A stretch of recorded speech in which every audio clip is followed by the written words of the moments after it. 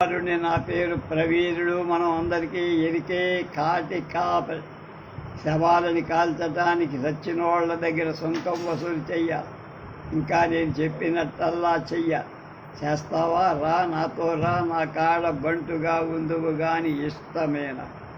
చండాలోహమిహఖ్యాత ప్రవీరేతి నృపోత్తమ శాసనే సర్వదా తిష్ట మృతశైలాపహారక. హరిశ్చంద్రుడు ఇరుకున పడ్డాడు.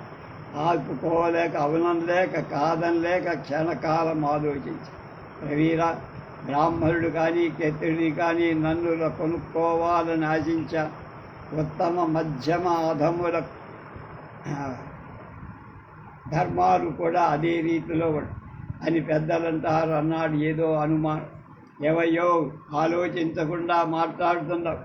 అలాంటి అలాంటిదే జరుగుద్ది. కోరింది దొరకదు. అందరిలాగా ఆలోచిస్తే అందరిలాగా మనం కూడా మాట మీద నిలబడాలి. ఎవరికైనా అమ్ముడు పోతానన్నప్పుడు అమ్ముడు పోవాలి.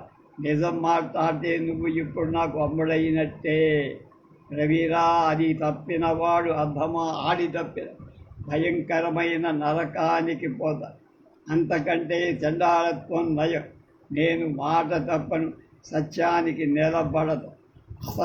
అసత్యాన్నరకే గచ్చేత్ సద్యః క్రూరే నరాధమ తతశ్చండాలతా సాధ్వి నరామే అసత్యత. హరిశ్చంద్రుడు ఇంకా ఏదో మాట్లాడబోయేంతలో విశ్వామిత్రుడు పక్క ప్రత్యక్షమై, హరిశ్చంద్ర, వీడు చండాలుడైతే అయ్యాడు. కోరినంత ధనం ఇచ్చి నేను కొనుక్కోవడానికి సిద్ధపడ్డా. ఇంకా ఆలోచిస్తావేమిటయ్యా? వెంటనే తీసుకొని నా దక్షిణ నాకు పడేయని తొందరది.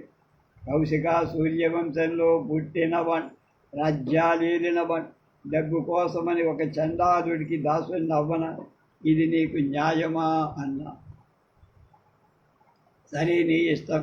నా దక్షిణ నాకివ్వు. చండాలుడి నుంచే తీసుకుంటాను, బ్రాహ్మణుడి నుంచి తీసుకుంటాను. నాకు తెలియదు. ఒకటి మాత్రం, నేను కొనుక్కోవడానికి వీడు తప్ప మరి ఇంకా ఎవ్వడూ ముందుకు రాల.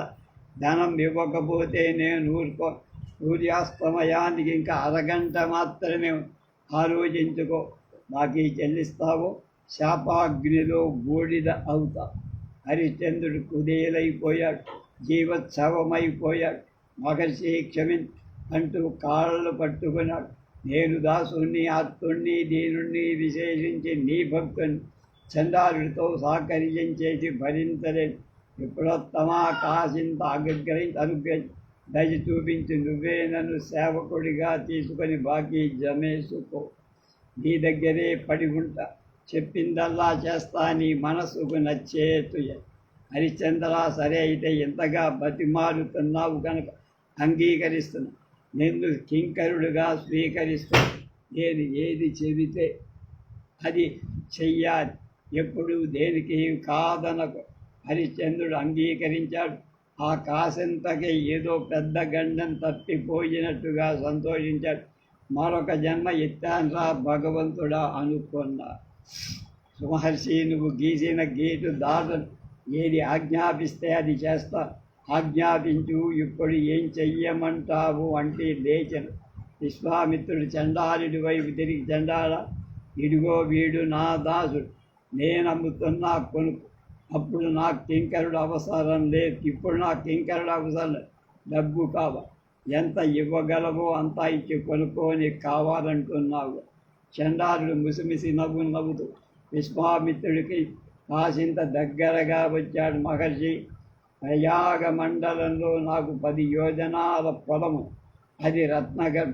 దాన్ని నీకు ఇచ్చేస్తున్నా, తీసుకో. నీ అవసరం తీర్చు. ఇంకా ఇవిగో 1000 రత్నాలు, సువర్ణ టంకాలు, మణులు, ముత్యాలు అన్నీ ఇచ్చేస్తున్నా.